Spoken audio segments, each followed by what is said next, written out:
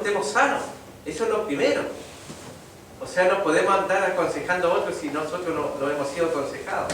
No podemos liberar a otros si nosotros no hemos sido liberados. ¿Lo estamos entendiendo hasta ahí? Entonces, de lo contrario, el trabajo va a ser ineficaz. Es decir, uno no puede involucrarse en el ministerio de la consejería simplemente por gusto, sino que primero tiene que estar sano. ¿Amén? Amén. Entonces, el principio esencial es sanados para sanar, o como les dije, aconsejados para aconsejar. Entonces, esto no se trata tampoco de un simple juego de palabras, sino una pauta que nos llevará a cumplir nuestra labor de manera oportuna, de manera exitosa y con resultados sólidos y buenos. Entonces, en cuanto a las relaciones apropiadas, nosotros vamos a ver que quien anhela servir al Señor en el campo de la consejería pastoral debe cumplir un proceso que sienta las bases en 3 direcciones obligatorias, que son una buena relación con Dios. Tiene que estar bien con Dios. Lo segundo es que tiene que tener una buena relación consigo mismo. Y en tercer lugar, una buena relación con los demás. Entonces, nosotros vemos que esto va a ser como un edificio de 3 pisos, lo que nosotros vamos a ver, completo hasta la noche. Entonces, si nosotros tenemos un edificio de 3 pisos y queremos llegar al tercer piso, no podemos llegar porque primero tiene que estar el segundo piso y el primer piso. Entonces, cuando ya tenemos el primer piso, recién ahí podemos ir al segundo. Tampoco podemos ir al tercero, porque para ir al tercero tendría que estar el primero y el segundo piso. ¿Me van entendiendo? Entonces, el ejemplo bíblico lo tenemos en una mujer llamada María Magdalena, una mujer muy conocida en la Biblia, una mujer apasionada, una mujer incondicional, una mujer fanática de Dios, locamente enamorada de Dios. Pero vamos a ver cómo fue su vida. En Lucas 8, versículo 2, dice: y algunas de las mujeres que habían sido sanadas de espíritus malos y de enfermedades, María, que se llamaba Magdalena, de la que habían salido 7 espíritus. Entonces esta mujer tenía como 7 demonios, 7 espíritus, y lo que más necesitaba esa mujer, ¿qué cosa era? Era ser sanada, era ser liberada. Entonces cuando llegó Jesús, lo primero que hizo con esa mujer fue sanarla, fue liberarla. Entonces lo primero que Dios tiene que hacer con nosotros es sanarnos, liberarnos. Entonces si queremos ser personas usadas por Dios, necesitamos estar sanos de la cabecita. Amén. Sanos de la cabeza, sanos del corazón, sanos del alma. Entonces no es malo que un ministro de Dios se haga un examen psicológico. Claro que muchos han salido traumatizados, porque imagínense estar bajo la cobertura de alguien que esté loco, no es muy bueno, hermano. Y de repente vemos muchos por ahí que tienen tendencia a la locura, hermano. Entonces, lo primero que hizo Dios con esta mujer fue sanarla. ¿Y por qué Jesús lo primero que hizo con esta mujer fue sanarla? Porque cuando Dios te sana, te lleva bien con Dios. Cuando Dios te sana, te lleva bien contigo mismo. Y cuando Dios te sana, te lleva bien con los demás. Y cuando Dios no te ha sanado, te lleva mal con Dios. No te soportas ni a ti mismo. O sea, te enojas hasta mirarte en el espejo. Y tampoco no soportas a nadie y nadie tampoco te soporta. Hay esposas que dicen: ojalá que mi esposo esté en su trabajo y se demore por ahí.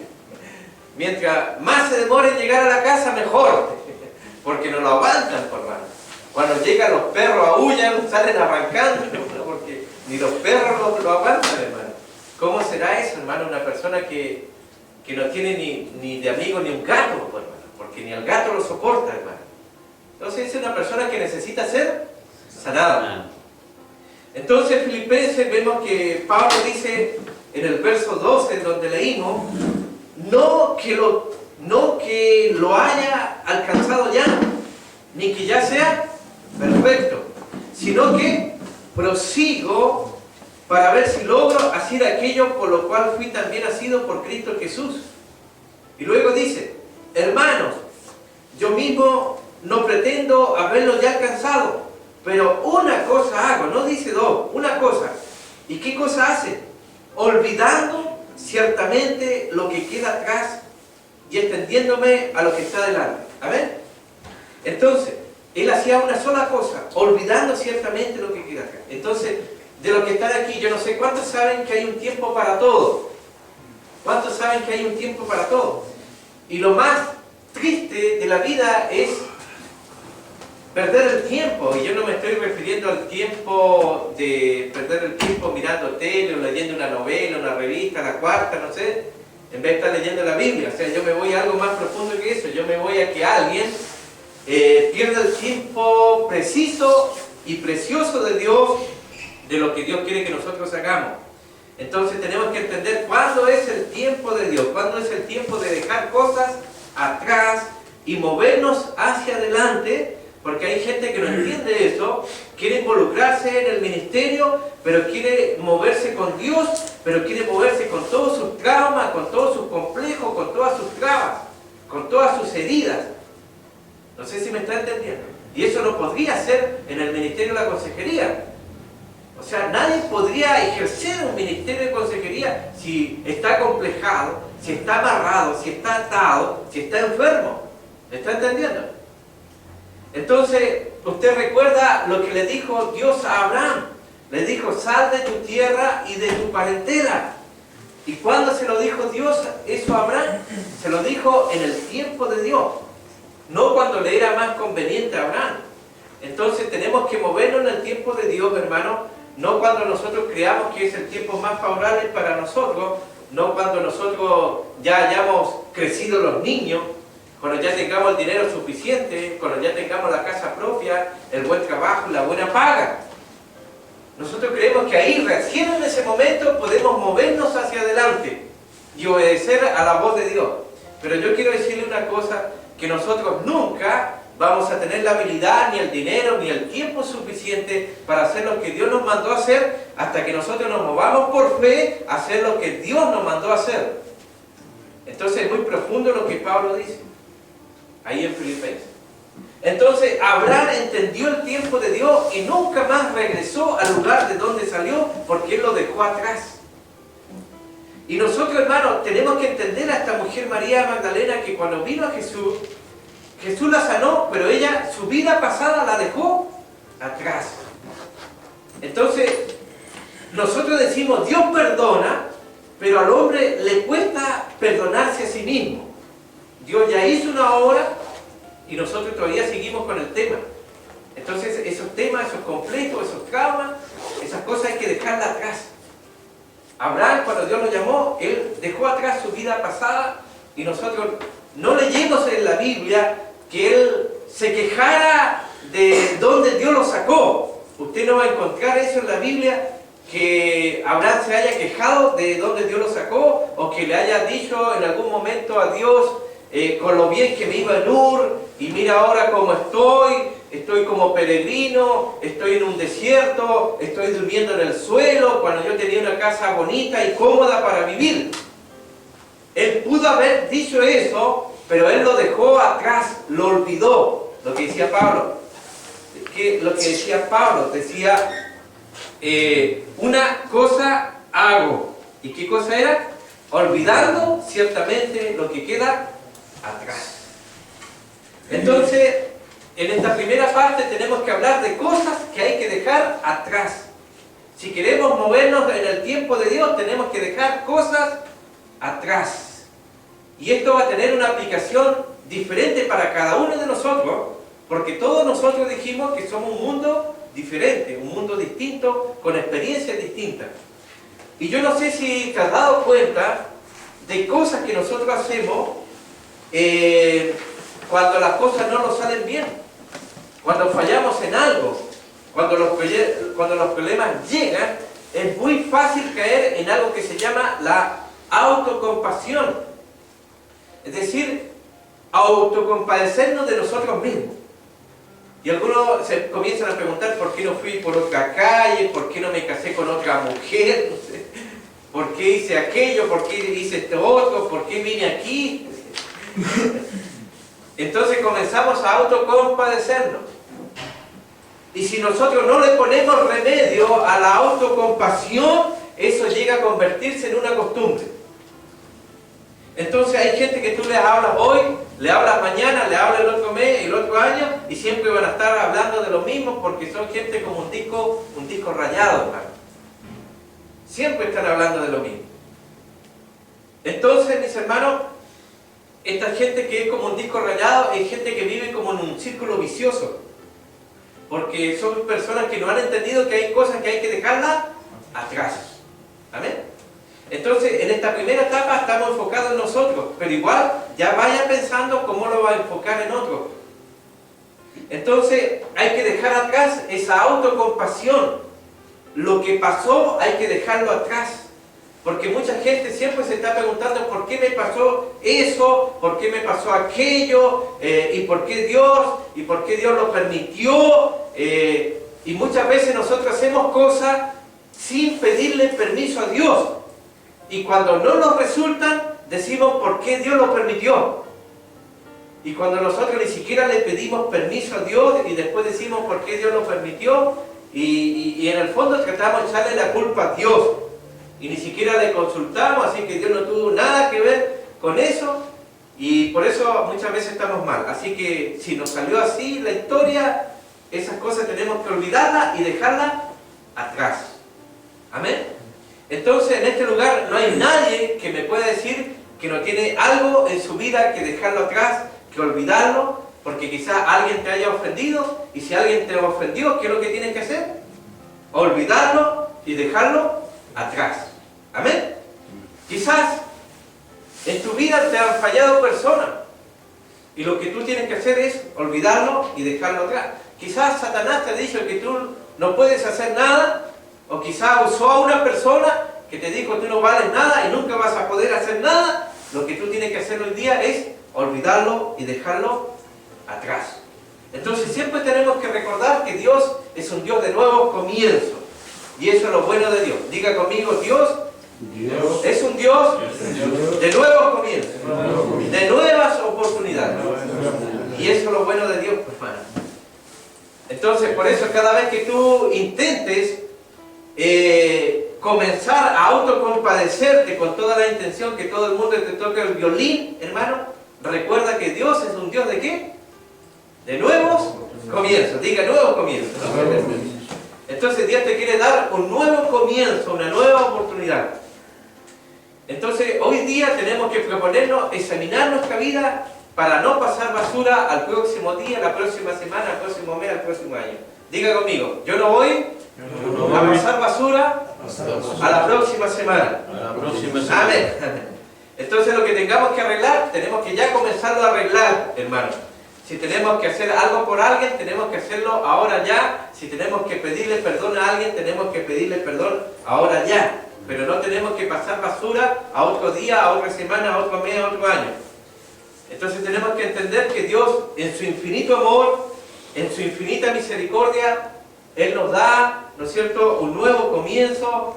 Y muchas veces, aunque le hemos fallado a Dios, hermano, Dios no nos mató cuando le fallamos, hermano, por su amor y por su misericordia. Así que Dios nos está pidiendo ahora que olvidemos eso que pasamos y lo dejemos atrás y nos movamos hacia el frente, nos extendamos, como decía el apóstol, esperando un nuevo comienzo. Eso es lo que decía Pablo, decía, olvidando ciertamente lo que queda atrás y extendiéndome a lo que está delante. Entonces Dios es un Dios de progreso, Dios es un Dios de avance, y nosotros, al igual que Dios, tenemos la habilidad de progresar y de avanzar, hermano. Entonces, voy a pedirle que diga conmigo, yo tengo la habilidad de progresar y de avanzar.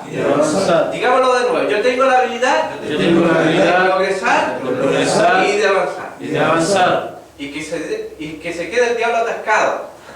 Pero nosotros vamos a avanzar, vamos a progresar, porque Cristo en mí es la esperanza de gloria, ¿no es cierto? Él es mi alfa, Él es mi omega, Él es mi principio, Él es mi fin, ¿no es cierto? Él es el autor y consumador de mi fe. Amén. Entonces el que empezó la buena obra en nosotros tiene toda la intención de terminarla. Amén. ¿Amén? Amén. ¿Lo cree usted? Amén. Amén. Entonces tenemos que dejar atrás todo lo que nos frena, todo obstáculo en nuestra vida, ¿no es cierto? Toda cosa que impida que nosotros cumplamos el propósito de Dios o hagamos la obra de Dios, tenemos que dejarlo atrás.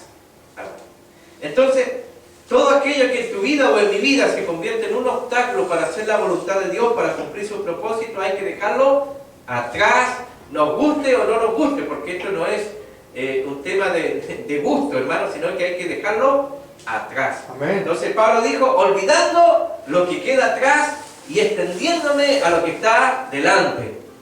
Entonces, la razón por la que mucha gente no puede extenderse es porque siempre están pensando en lo que le pasó, en lo que le hicieron, en lo que no le hicieron, en lo que le dieron, en lo que no le dieron. Y uno a veces, hermano, en las congregaciones ve esto, ve gente que está muchos años y siempre está ahí. Y de pronto apareció un hermano recién convertido y ya al año está predicando, a los 2 años ya a las naciones, al tercer año con un tremendo ministerio, y uno dice, ¿cómo? Es que esa persona dejó atrás y olvidó todas esas cosas. Amén. Entonces mucha gente no avanza porque siempre están con su tema, que mi papá no me cuidó, que mi mamá me abandonó, que mis padres no me entendieron, que mi mujer no me entendió, que mi esposo no me comprendió, que mi mujer me ignoró, que mi marido me ignoró, que como la otra iglesia no me entendió, que no sé, que como el otro pastor no me bendijo, que como nadie hizo nada por mí. Entonces siempre están hablando de eso.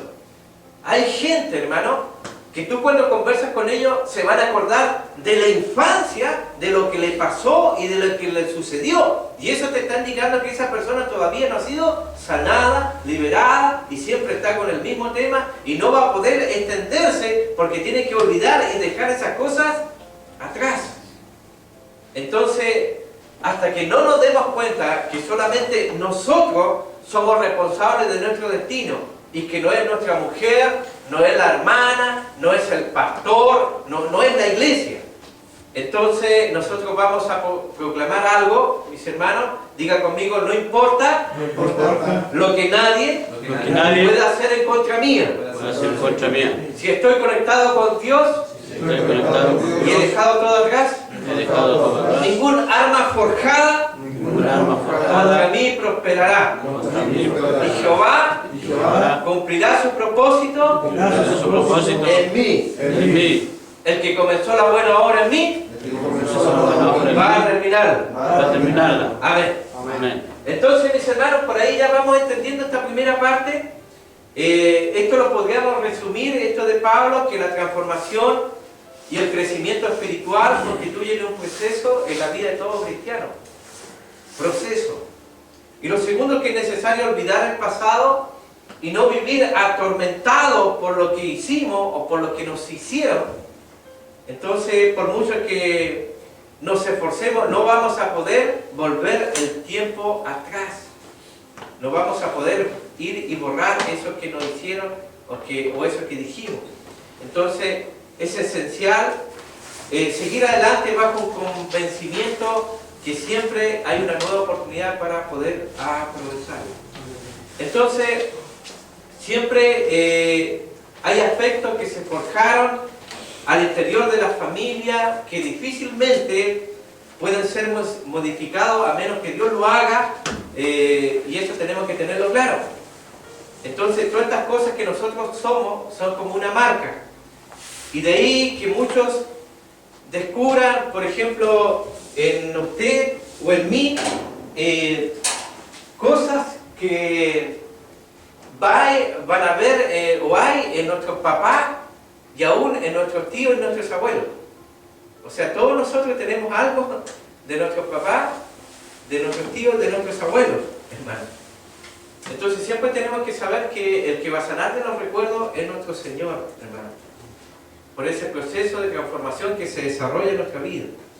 Entonces, esto es muy importante antes de ejercer la consejería, es que nosotros no podemos cambiar a los demás. y tampoco nos pueden cambiar a nosotros, porque el que lo hace es el Señor. Entonces no hay que meterse en la consejería tratando de hacer eso. Entonces tenemos que tener claro este principio a fin de comprender las etapas por las cuales atravesamos, hermano, mientras estamos dando pasos de significación en el proceso de transformación personal y espiritual. Y dentro de ese proceso la primera etapa es el idealismo. Es aquella en la cual soñamos con un mundo perfecto, con personas perfectas. Ese es el idealismo. La segunda etapa es de la confrontación. Esta es la fase cuando descubrimos que hay una enorme brecha entre el mundo que imaginamos y el mundo real. Y la tercera es la etapa de los ajustes, cuando entendemos que el cambio primero comienza con nosotros antes que se produzca un cambio en nuestro semejante o en nuestro prójimo. Ahora yo no sé en qué etapa está usted, si está en la etapa del idealismo. Entonces muchas veces yo conocía muchos misioneros en esa etapa, hermano. Un mundo perfecto y también personas perfectas. O a veces muchos entran al ministerio pastoral con esa idea, hermano. Entonces quieren tener la iglesia perfecta. O hay hermanos también que buscan la iglesia perfecta. Entonces hubo un gran hombre de Dios que dijo, bueno, si encuentra la iglesia perfecta, hermano, no se congrega ahí porque la va a echar a perder. Entonces, la otra etapa es la confrontación, como les dije. Ahí ya nos damos cuenta que hay una gran distancia entre nuestro mundo ideal y la realidad, entre la fantasía y la realidad. Entonces muchos misioneros dicen, voy a recorrer el mundo, las personas me van a amar, me van a querer, y no es así. Muchos se imaginan el ministerio a veces así, hermanos, el aplauso, los lugares de alta posición, pero no es así. Y la etapa lo ajuste. Ahora, usted analice en qué etapa está, hermano. Vamos a ir a hablar de la vida interior. Entonces, en Latinoamérica tenemos un refrán muy popular que encierra una profunda sabiduría que dice, caras vemos, corazones no sabemos. Entonces, la grandeza de esta significación radica que dentro de cada uno de nosotros hay un mundo que solamente Dios conoce y nosotros mismos. Caras vemos, corazones no sabemos. Entonces, este cosmos lo vamos a estudiar en la consejería pastoral, hermano. Y cuando aprendemos a conocernos, se facilita el proceso de identificación, hermano, que enfrenta una persona. Y con la ayuda de Dios se logran establecer pasos para seguir en el proceso de la resolución del conflicto interior que tiene la persona. Entonces, ya hemos visto que los cimientos son esenciales. Siempre recuerden el edificio de 3 pisos.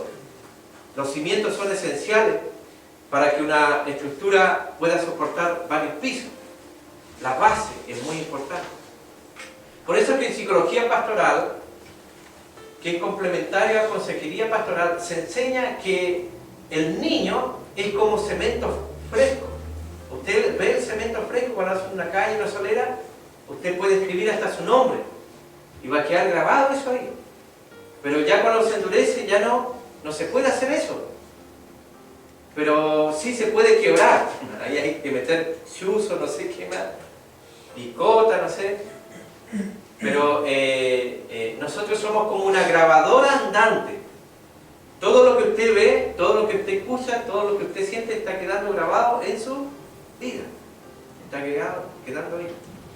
Entonces, es muy importante que la estructura, la base, especialmente en la infancia, en la niñez, ¿no es cierto?, sea buena para que pueda soportar un gran peso, presión, problemas, dificultades cuando esa persona crezca. Entonces, si la cimentación, si la base es débil, inevitablemente va a producir un colapso en algún momento de la vida y el edificio o la vida de la persona se va a venir abajo, se va a venir a tierra. Entonces son palabras de ingeniería que estamos usando, hermanos, para establecer lo importante que es tener una buena base de construcción, de edificación. Y esto ocurre también en nuestra vida. Entonces, a menos que haya una buena estructura, vamos a experimentar muchos trastornos que serán evidentes a todos. Vamos a enfrentar dolor y vamos a provocar dolor a los demás. Esto es como un vaso quebrado. La Biblia habla de eso, ¿no es cierto? Que Dios de pronto puede quebrar el vaso, o el vaso también se puede quebrar a sí mismo. Si usted toma un vaso y se lo lleva a su boca, se va a herir. Es decir, que alguien que está herido va a herir a otro. Es peligroso alguien que está herido, porque siempre va a traer dolor sobre otras personas. Entonces está el psicoterapeuta Juan Francisco Gallo, que en su libro Relaciones Humanas Aplicadas asegura que esta situación no es solamente preocupante, sino que podría evitarse con edificación personal y espiritual apropiada. Y él en su criterio dice que los complejos, la timidez, el nerviosismo, la preocupación, el temor, la agresividad, la inestabilidad de ánimo son trastornos de conducta originados en la mala formación de nuestra personalidad. O sea que los materiales con que se fundamentó esa vida son falsos y maleables. Y usted ve que a muchos niños a veces le da la pataleta, le da la rabieta.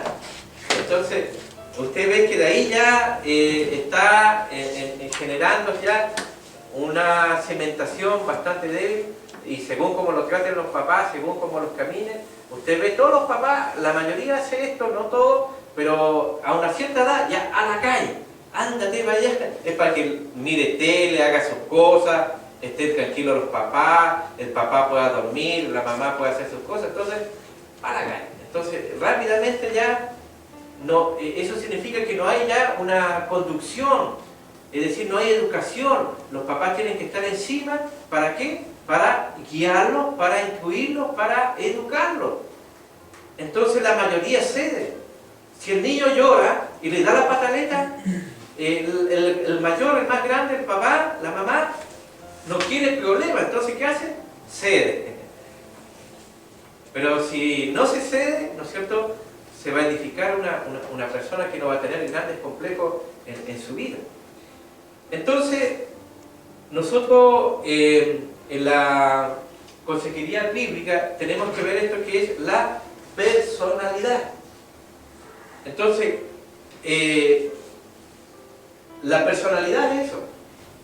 Es el conjunto total de nuestras facultades físicas, mentales y emocionales que a lo largo de la vida de cada ser se han ido construyendo a partir de vivencia, experiencia, aprendizaje, tanto favorables como desfavorables, positivos como negativos.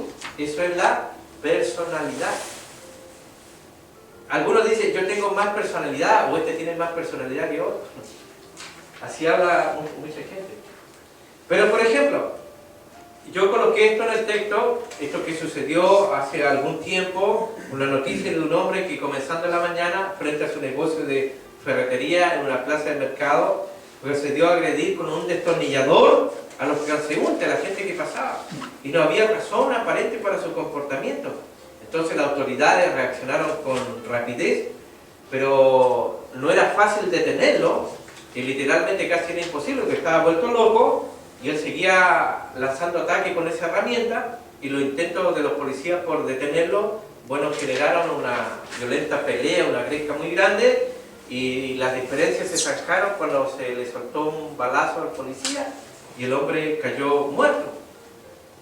Y la tragedia había comenzado 2 horas atrás. Apenas este hombre se había sentado a desayunar, a tomarse un café, la esposa le recordó que debían 3 meses de arriendo, que los hijos lo habían devuelto del colegio porque no habían pagado la colegiatura, y además aquel día no tenían nada para comer. Entonces el hombre dijo, ¿qué hago, mujer? Si el negocio se va abajo. Gritó ofuscado, tiró la taza de café al suelo, hermano, salió dando un tremendo portazo. Esa persona estaba angustiada. Y ante la más mínima provocación, se desencadenó su ira irracional, hermano. No sé si alguna vez le ha pasado a usted.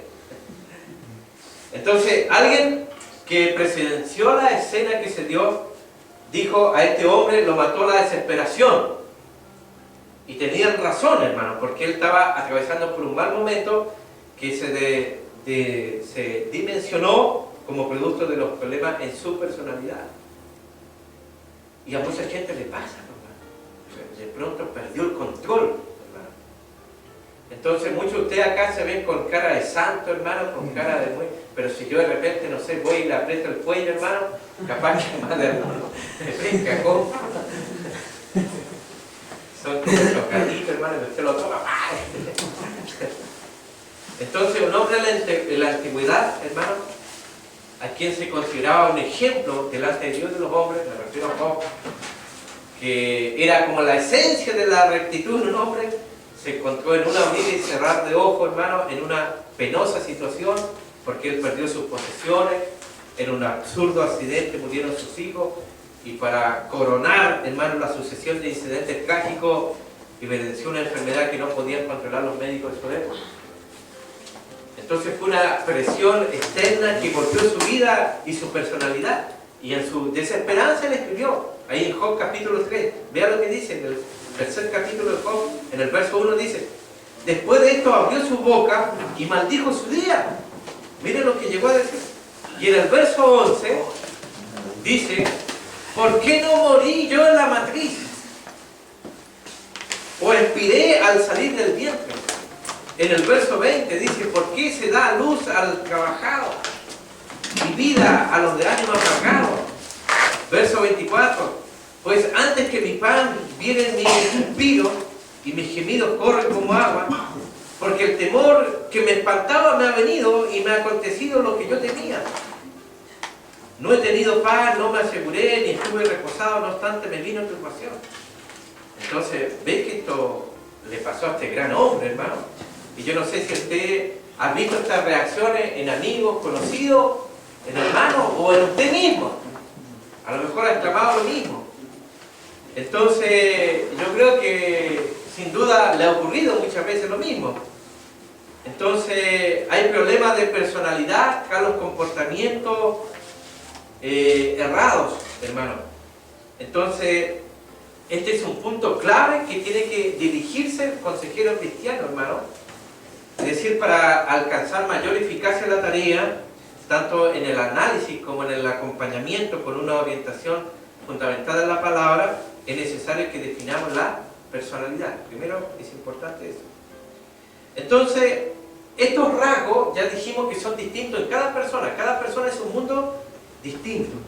Entonces son algo único en cada hombre, en cada mujer, hermanos. Entonces, las reacciones van a ser distintas en distintas personas ante un estímulo distinto. Cualquier estímulo que le demos a ustedes va a ser distinto. Usted ve que cuando cae la presencia de Dios, ¿cómo reaccionan las personas? Por ejemplo, algunos pueden estar adorando, ¿no es cierto? No sé, con los ojos cerrados, nada, tieso, no sé. El otro dando vuelta en el piso, no sé. Uno con risa, otro con llanto. O sea, los estímulos hacen reaccionar de manera distinta a las personas. Entonces, vemos a este personaje bíblico, Job, que le avisaron que había perdido su propiedad y más a sus hijos. Y él pronunció con calma ante quienes le trajeron la noticia en el 1.22. En todo esto dice, no pecó Job, ni atribuyó a Dios despropósito alguno. Moisés también vivió lo mismo, hermano. Pero quiero ir rápidamente al tema de la conducta, hermano.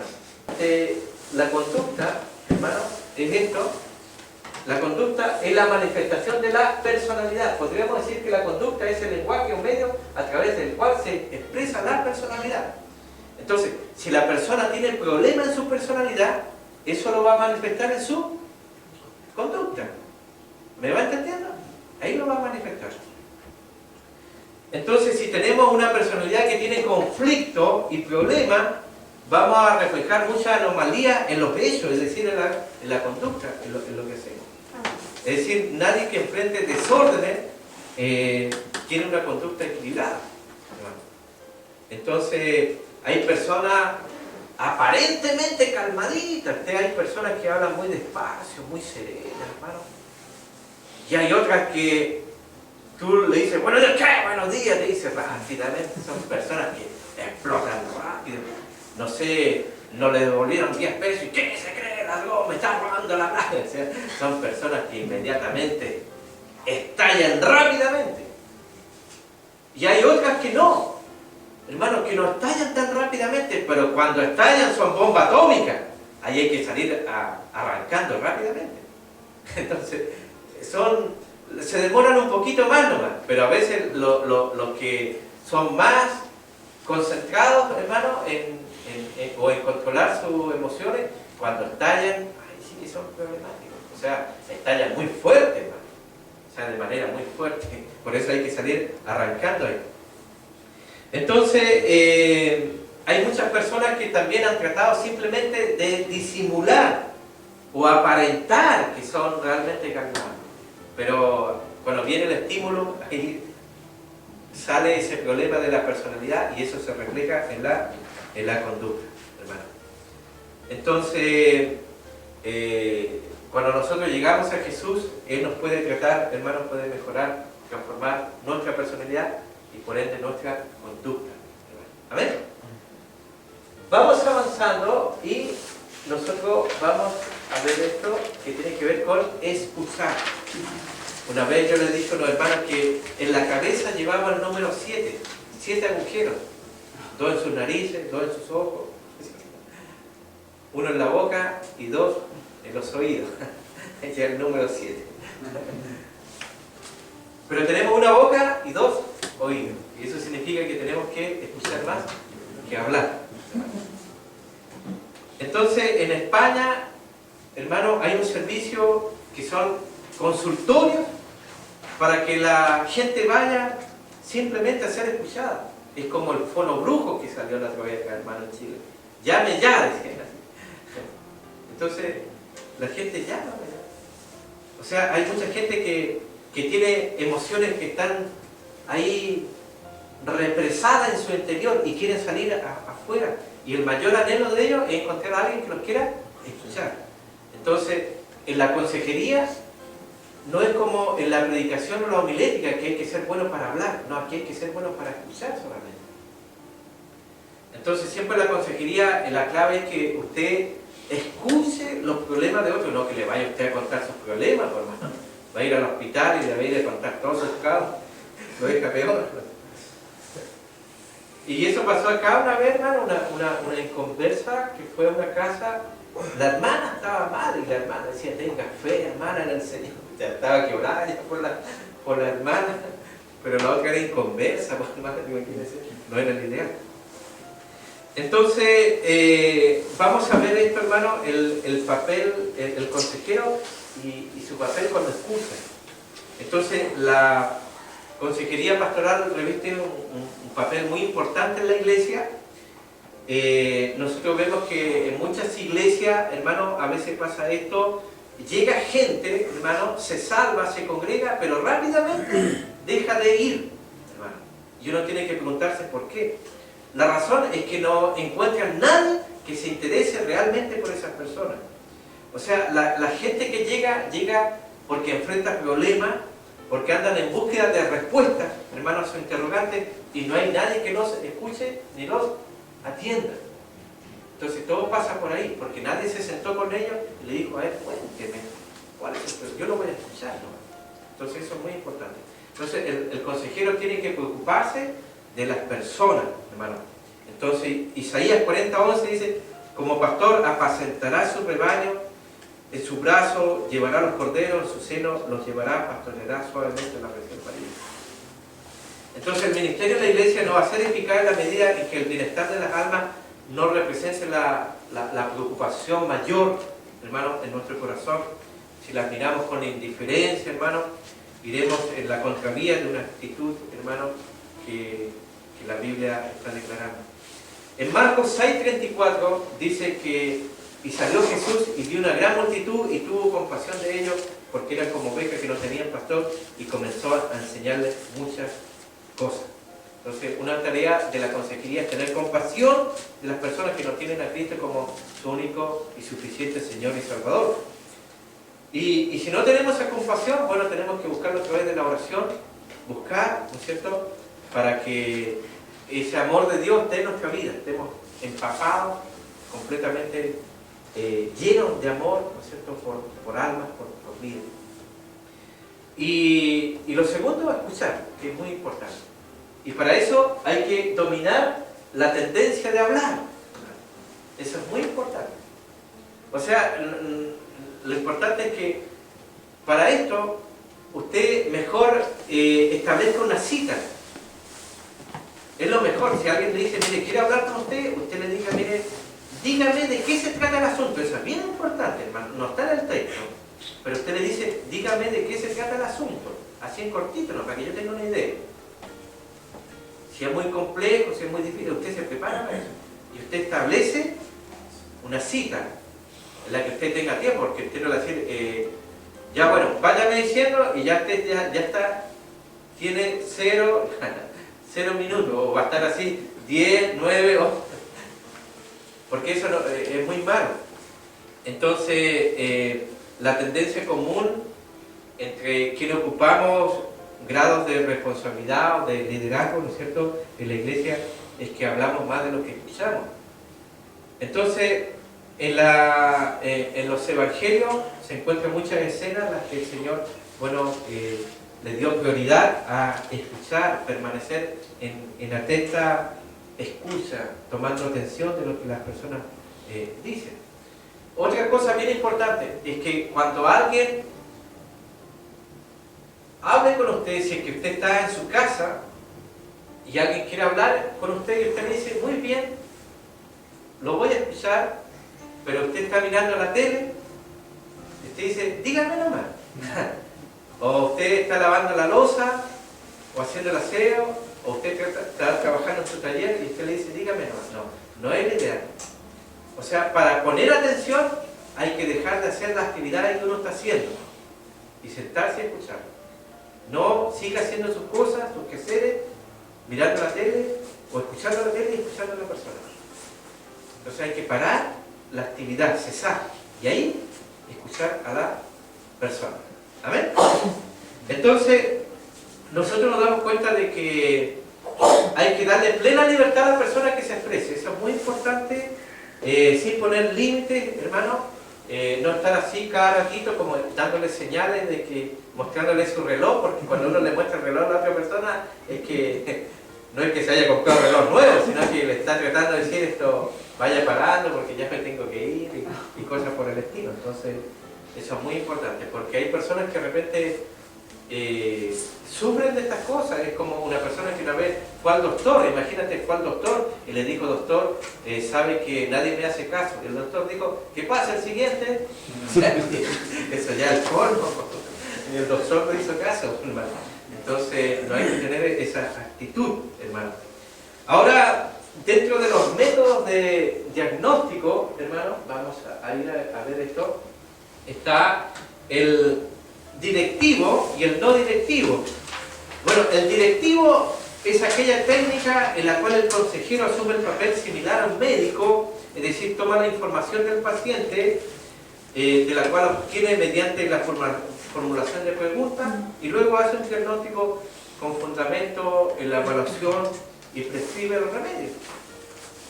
Esa es una de las utilizadas. Y la otra es la no directiva, que tiene que ver con lo que hizo Sigmund Freud en cuanto al psicoanálisis, en la que se escucha al paciente, se analiza cada detalle, se aplica principios orientados a comprender la situación por la cual atraviesa el aconsejado y le ayuda a identificar cuál es la solución más apropiada de acuerdo con su caso. Ahora, en cuanto a las sesiones, bueno, las sesiones que deben emplearse, se deben emplear las que sean necesarias, las que usted considere oportunas. Pueden ser 2, 3, 10, las que usted quiera. Quizás la primera entrevista pueda durar unos 45 minutos, una hora, hermano. Porque usted tiene que buscar todos los elementos que a usted le sirvan, hermanos, para ayudar a esa persona. Y no olvidar que a diferencia de la psicología, en la consejería pastoral media la oración, media la sanidad interior, media la orientación con base en principio establecido en la palabra de Dios. Entonces no hay que apresurarse, hermano. Entonces, uno tiene que estudiar con integridad, ¿no es cierto?, al individuo y no permitir que lo mueva la apariencia, porque eso es prejuicio, hermano. Entonces uno es muy prejuicioso. Uno mira a una persona, es como que cuando uno va a una oficina, si vais sin corbata, este pobre tipo, pero si hay con corbata, ya entendiadito, bien, limpiecito, ya como que eso ya es prejuicio. Entonces, usted ve que hasta los profetas se equivocan. ¿Se acuerda con Samuel cuando fue a ungir a David? Entonces, la apariencia engaña, ¿verdad? Entonces, no hay que dejarse llevar por la apariencia. Entonces, si usted toma apunte de la persona, usted ha visto que los doctores tienen sus fichas. Dice, usted se atendió con el doctor y es porque buscan su ficha, su edad, los datos. Entonces, usted va viendo ahí, ¿no es cierto?, todas las cositas, va tomando nota, va haciendo preguntas, ¿no es cierto? Y de ahí, bueno, se va a ir desarrollando un poquito más, le va a ir dando más experiencia a todo esto, hermano, y desarrollar el principio de escuchar. Entonces hay que ponerlo en práctica, hermano. Usted dé ese tiempo a veces a escuchar a su familia, a su compañero, ¿no es cierto?, con quienes le rodean. Tome ese trabajo de oír y va a ver la sorpresa de los resultados. Ahora está también la clasificación, hermano, de la consejería. Está la orientación espiritual, que es la esencia de la consejería pastoral. Nosotros debemos darnos cuenta que cuando alguien viene en procura de ayuda, debemos aterrizarlo, hermano, hacia cuál será nuestra dirección espiritual que le vamos a dar rápidamente. Entonces, cuando sentamos bases dejando clara nuestra inclinación, se ahorra mucho camino, se ahorra mucho tiempo, hermano, porque muchas personas pueden venir pidiendo consejo, hermano, pero quizás no con el propósito de cambiar. Entonces hay que ir rápidamente a la dirección espiritual que uno le va a dar.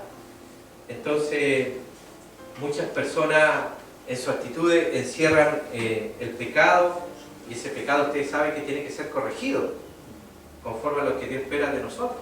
Entonces, no es simplemente tampoco escucharlo, si es que hay algún tema que hay que solucionar, porque la idea es buscar una solución. Ahora, en cuanto al ambiente, hermano, esto igual es muy importante, el ambiente formal. Digamos que, bueno, nosotros no tenemos tantos recursos como deberíamos tener aparte de la iglesia un lugar especial para hacerlo, pero si no el templo, la oficina, porque en la casa a lo mejor no está la condición para darlo.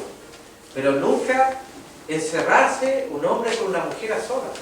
Y si tiene oficina, dejar la puerta abierta. Si usted está aquí y yo voy a aconsejar a alguien y una mujer sola, dejar la puerta abierta si está el resto de la congregación. Pero nunca estar a solas, porque puede haber apegamiento.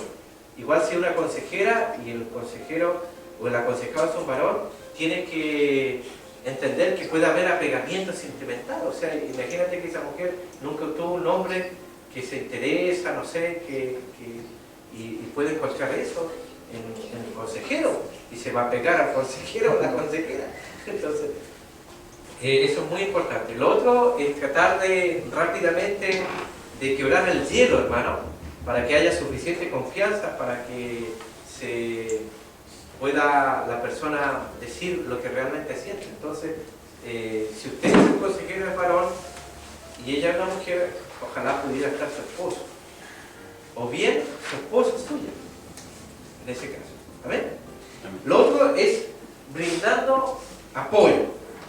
Es decir, si alguien viene a buscar consejos de nosotros, la persona que está frente a nosotros procura orientación conforme a la palabra de Dios y necesita apoyo, no condenación. Eso es muy importante, no condenarlo, sino que la idea es ayudarlo, hermano. No hacer caer todo el peso de la ley encima, todo el mundo encima, sino haciéndole sentir culpable. No hacer eso, sino que le mostremos un camino para su restablecimiento personal y espiritual. Entonces, la idea es que cuando esa persona viene en su crisis es brindarle apoyo, apoyarlo. Entonces, esa es la idea, hermano. La idea no es hacerlo sentir mal tampoco, hermano, en el momento que viene a buscar apoyo. Y luego, que es bien importante, confrontar al aconsejado con la realidad, hermano, eso es muy importante. Entonces, por ejemplo, yo le contaba una vez una historia que pasó en Santiago con respecto a esto de brindar apoyo, de la orientación espiritual de esta hermana que era muy gordita, chiquitita, maceteada, que era muy, como le dijera, muy extrovertida. Entonces tenía peso en la iglesia, hermano. Ella llegó a la iglesia ahí con su cartera grande, corte maleta, hermano, a pedir oportunidad. Rápidamente tuvieron que darle y ella resulta que testificó que Satanás no quería que ella fuera a la iglesia, pero ella decía, vine nomás. Y le pisé la cabeza al diablo, dijo así. Y de ahí se fue a sentar. Entonces el pastor la escuchó. Pero el pastor notó algo raro, entonces la fue a alcanzar así por atrás y le preguntó, hermana, ¿qué es eso de que el diablo no quería que venga a su iglesia y que le pisó la cabeza al diablo? Dijo, mi marido, pues dijo, mi marido no quería que venga. El marido del diablo, ¿no? Durmiendo con el diablo en la noche, imagínate. Entonces, lo que pasó es que el pastor le dijo, no, ¿qué sucedió? ¿Qué pasó? Y ella dijo que mi marido quería que venga a la iglesia, pero yo le pisé la cabeza al diablo, me viene nomás. Y él le dijo, ¿sabes qué? A buscar su carterita, su Biblia, sus cositas, y va a ir a su casa y va a ir a pedir perdón a su esposa. ¿Pero cómo? Dijo, si yo vencí al diablo. Dijo, no, está muy mal, hermana. Y volvió a su casa, y volvió llorando. Entonces su marido cuando la vio llorando, estaba mirando tele y cuando miró, la otra llorando, y dijo, ¿qué pasa? O sea, llorando su mujer. No, es que el pastor me llamó la atención, dijo, y te vengo a pedir perdón por lo que he hecho y todo eso. Y él nunca la había visto llorando y mucho menos pidiendo perdón, que agachara la cabecita. Así que le dijo, ¿qué te pasó? ¿Qué cosa te sucedió? No, es que el pastor... Y él le dijo, ¿y el pastor te enseñó eso? Le dijo, sí, quiero conocerlo. Así que fueron fracciones de segundo nomás, entre que se fue a su casa y volvió con su esposo, porque él dijo, ¿y eso te enseñan allá en la iglesia? Así que llamaron al pastor para acá y ahí el hombre le preguntó, y le preguntó por qué le enseñaba eso al pastor, y el pastor le explicó que el hombre tiene que estar sumiso a la mujer y la mujer sumisa al hombre. Entonces dijo, no, ¿puedo quedarme? Dijo, y estaba el culto recién empezado, hermano. Él pidió quedarse y cuando el pastor predicó hizo un llamado, ese hombre se convirtió. Es decir, que se hizo uso correctamente de las cosas de Dios. Por el otro lado no le iba a funcionar nunca, y lo que iba a hacer ella iba a estar siempre peleando con su marido, con el diablo. Entonces al aconsejado hay que confrontarlo con la realidad, hermano. Entonces muchos adoptan la posición del avestruz. El avestruz, usted sabe que esconde la cabeza en tierra, hermano, esconde la cabeza, no resuelve los problemas, hermano, y no busca una solución al problema. Entonces la consejería es esencial en ese tema, hermano. Entonces hay muchas personas que a veces tienen problemas, como el ejemplo que usted tiene ahí en el texto. Esta persona decía que los problemas eran su familia, los demás, pero cuando se indagó acerca del tema, el problema era él. Esto igual que una hermana cuando llevó a su marido al psicólogo, no lo llevó al consejero, al psicólogo. ¿Por qué? Porque su marido roncaba mucho en la noche y ella se desvelaba, no podía dormir y se despertaba.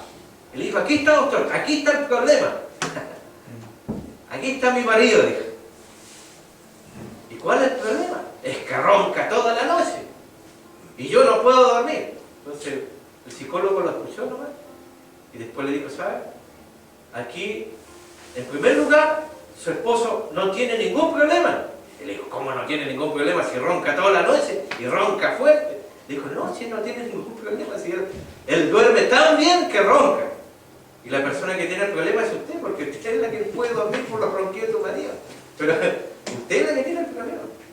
Entonces eso es bien importante, saber distinguir, hermanos, dónde está el problema. Entonces fue como Jesús en Juan 4, verso 16, Jesús le dijo, ve, llama a tu marido y ven acá. Y respondió la mujer y dijo, no tengo marido. Jesús le dijo, bien has dicho, no tengo marido porque 5 maridos has tenido y el que ahora tiene no es tu marido, esto es dicho con verdad.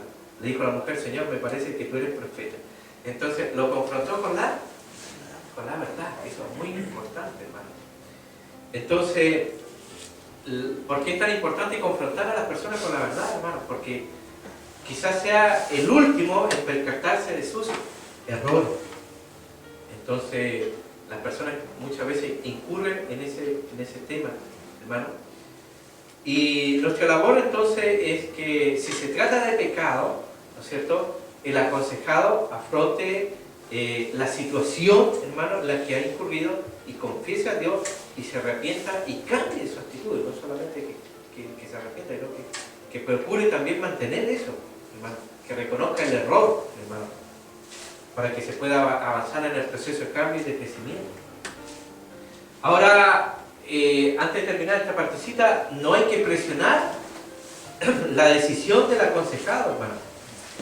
La función es orientar y señalar el camino, pero no impulsar a la persona que obre de una u otra manera. Entonces, también hay que estar preparado, porque a veces la persona se puede enojar, ¿verdad? Me pasó una vez en Santiago, hermano.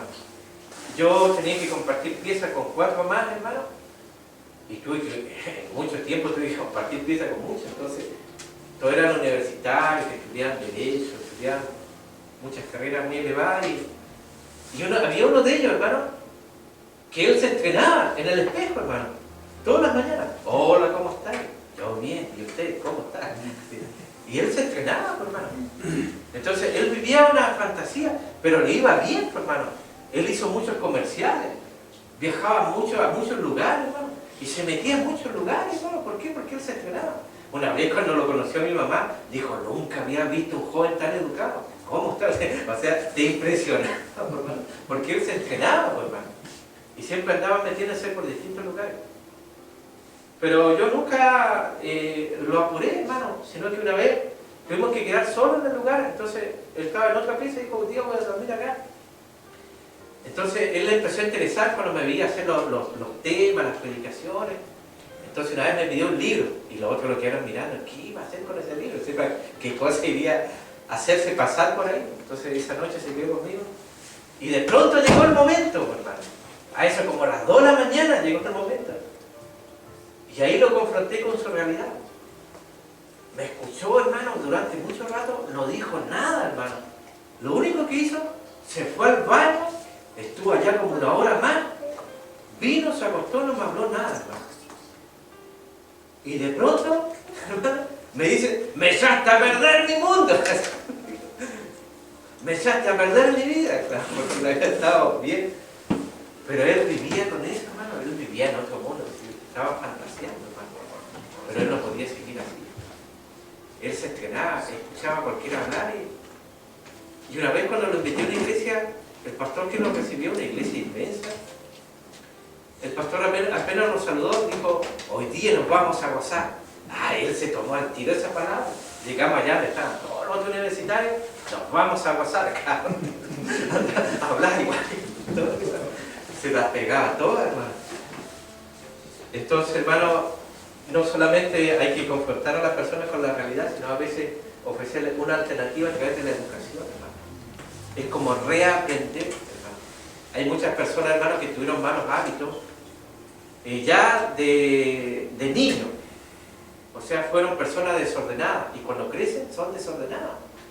Y los hijos que crecen son también desordenados. O sea, necesitan educación, limpiar la casa. En un ratito se daban vueltas y ya le limpiaban la casa. Mi esposa también, en muchos lugares donde llegamos, de repente la hermana salía y al rato la casa estaba impecable, hasta la ropa doblada, y le daba vergüenza, hermano. Le daba vergüenza porque para ellos era común. Tú ibas a sentarte en cualquier lado y un montón de ropa, lo hacían así nomás, botas, todo un asiento. Y van a una puertita, es un desorden. Entonces uno también ahí tiene que llevarlos por ese camino. Y el último, hermano, dentro de la clasificación de la consejería, la terapia de grupo. O sea, estas son apropiadas para personas inmersas en la farmacodependencia o drogadicción, matrimonios en crisis. Es decir, aquí la terapia de grupo, es de grupo, o sea, no es de uno, es de varios que tengan el mismo problema. Y uno de ellos que le ha dado bastante resultados es Alcohólicos Anónimos. Bueno, a ellos le ha dado muchos resultados ese tema. Entonces, para ir concluyendo, hermano, esta primera parte, estos son los métodos. Usted puede utilizar cualquiera de estos, no se enfrasque en uno. Puede utilizar todos los que están ahí. Entonces, no hay que enfrascarse. Entonces, dijimos que esta primera parte es como un edificio de 3 pisos. Primero tenemos que estar sanos para sanar, ¿no es cierto? Después para ya empezar a entender los problemas de otros y después ayudarnos a salir de ese problema. Entonces, para poder realizar el ministerio de la consejería, esto no se trata de gusto. No es que a mí me guste la consejería, sino que tengo que estar apto, capacitado para hacerlo. Es decir, en primer lugar tengo que estar bien con Dios. Mira, tengo que estar bien con Dios, tengo que estar bien conmigo mismo y tengo que estar bien con los demás. Y recién ahí, hermano. Entonces, si tú ya estás bien con Dios, estás bien contigo mismo, estás bien con los demás, ya no busques aprobación de nadie más. No busques aprobación de la gente, hermano.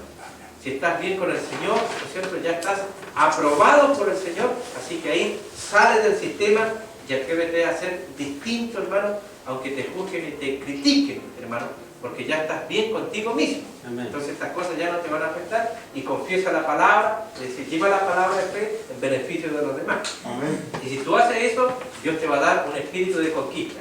Diga conmigo, Dios me va a dar un espíritu de conquista. Entonces, mis hermanos, para ir rematando esto, vean lo que está ahí en Lucas 7. Vayan su Biblia un ratito a Lucas 7.